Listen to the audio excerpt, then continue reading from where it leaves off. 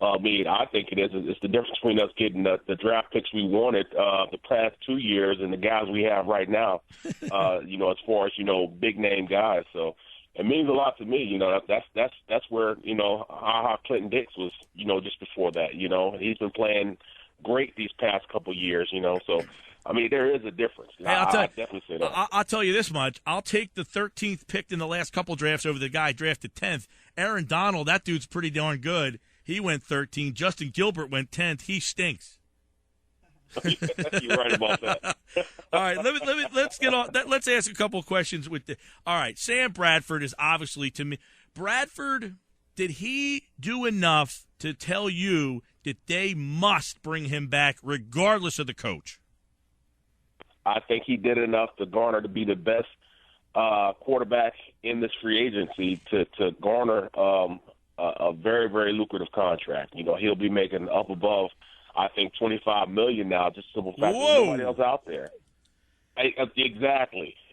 We're talking like a 4-year contract, so he's going to be upward right around the $90 to $100 million mark on a 4-year deal easily. It's just for San Fran, the Texans.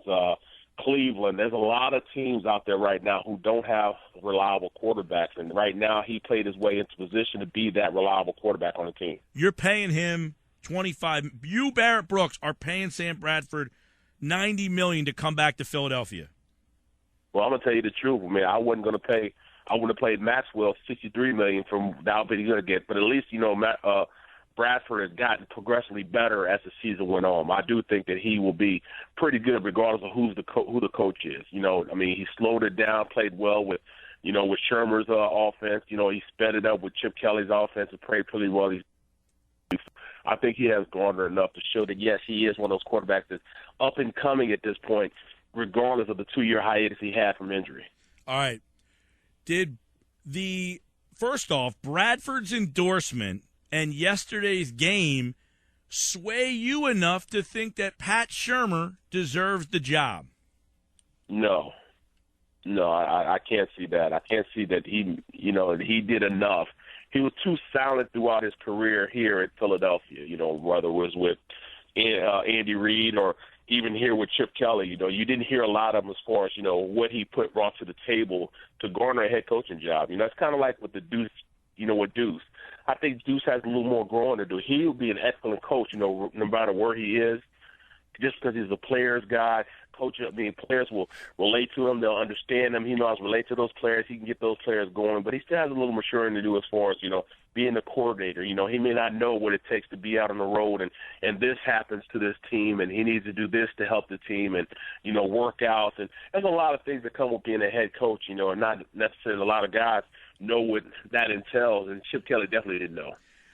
Here's my question then, because I'm torn on what to do with Shurmur, because Bradford has been through so many different offensive coordinators that if he feels comfortable with this guy and you're going to give him $25 million, don't I want him to be in an offense that he's somewhat familiar with rather than learning another new offense? Well, does that necessarily mean that Shurmur has to be a head coach for him to stay? I think if you ask him, that's a good point. He could be the so you're saying they keep him on as the coordinator, and the coordinator is already in place.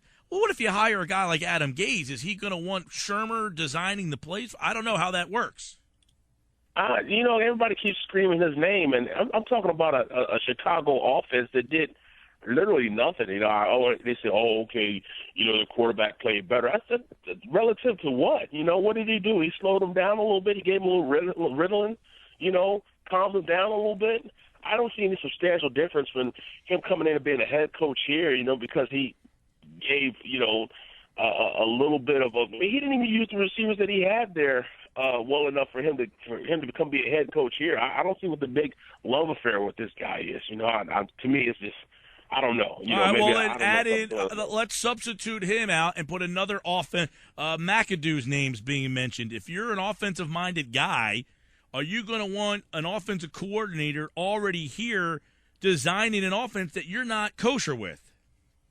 You know what? To tell you the truth, and that's part of the reason why I don't know if Sam Bradford's going to really want to come here. I think if Shurmur stays, then Bradford stays, period, point blank.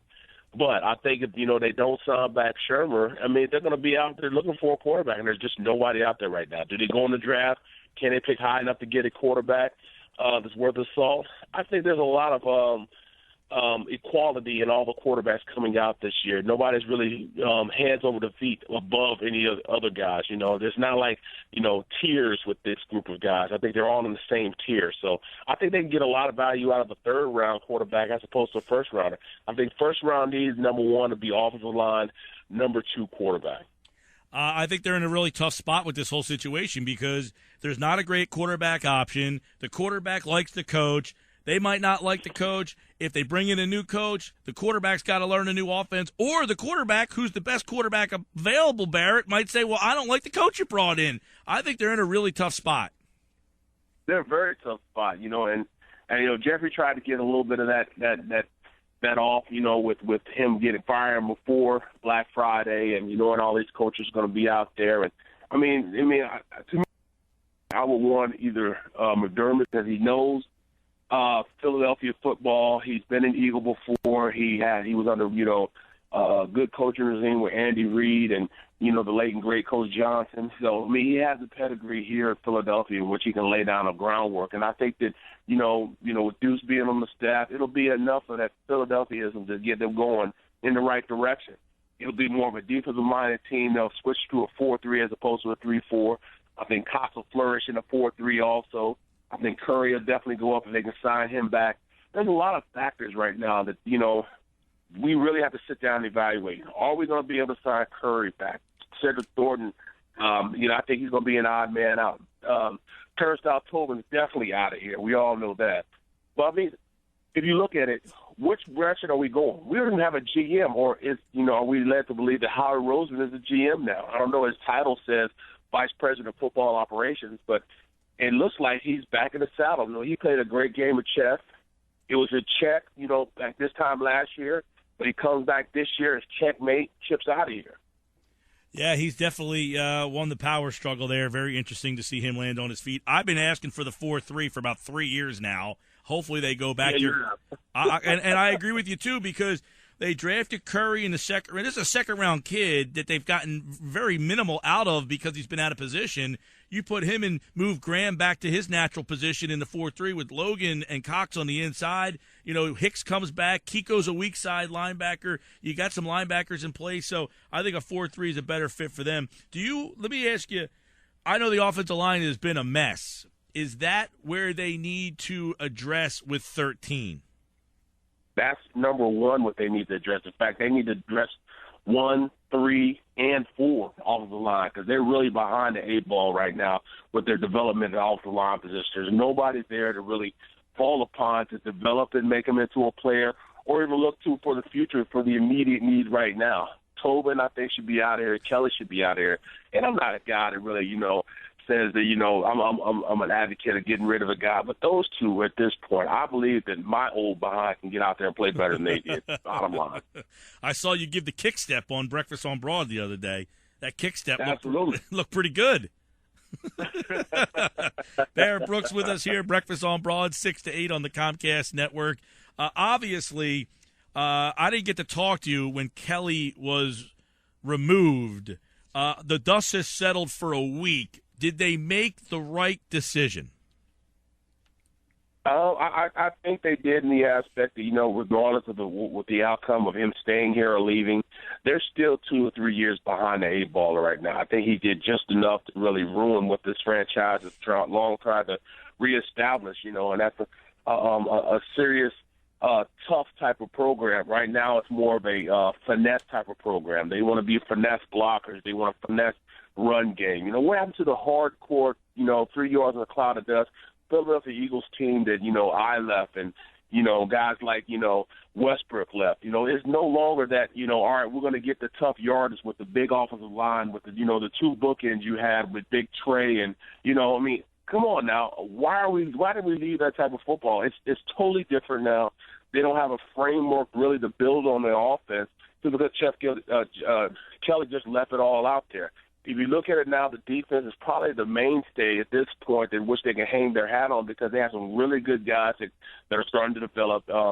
if they sign Thurman back, they'll be pretty solid at the safety position. I think Ed Reynolds really played himself into a way that he can be a contributor on the defense a little bit. Malcolm Jenkins, he's going to be good. And, Nolan Carroll's a guy that need to really consider bringing him back, because he was by far the best corner we had during that stint before Eric Rowe came on the scene. So him, Rowe, and, Maxwell has to come back. I think they've been pretty solid from the cornerback position for the first time in a long time. So there are some keys that they have here already to build a steady framework out of. But on offense, that framework is gone. At this point, Jordan Matthews is the best they have going on. Hicks, Jordan Hicks, we still don't know what he is as far as is he a return guy, just a return guy, or can he be that deep threat that we've been looking for? Nelson, he just went through the growing pains of being a rookie. At this point, he's glad the season's been over. Maybe he recruits, goes back, trains a little harder, gets a little stronger, and becomes that impact receiver. Right. Jordan Matthews is the only guy that we can look for right now to do anything from the receiver position. Well, and I'll tell you, we saw Ertz the last 2 games. I'm not taking anything from that, because he had 2 breakout games last year in the last 2 games of the year and then didn't carry that over. So I can't feel like Ertz is ready to break out, but at least it looked like Bradford and Ertz were on the same page, if you want to take that into next year. But I'm not ready to go there, because Ertz had 2 huge games to close out last year too. Yeah, exactly. And he was. I will give him this. He was hurt at the beginning of the season. That's not an injury that you can just come back from just raring to go. But I'm just now seeing the cohesiveness that those two can really build together. He was killing the Giants in the scene, but not to say the Giants are anybody you can get excited about as far as their defense. But, he showed the ability to get open. He needs to worry now on holding on to the ball, catching the ball and holding on to the ball. If he does that, he'll become even a better tight end. And from in worlds of offense, offensive line is the biggest must. Running back, they'll be squared away. I don't know which direction they were going to go right now as far as quarterback. If they're smart, they'll stay with Sam Bradford. If not, I don't know which direction they can go in.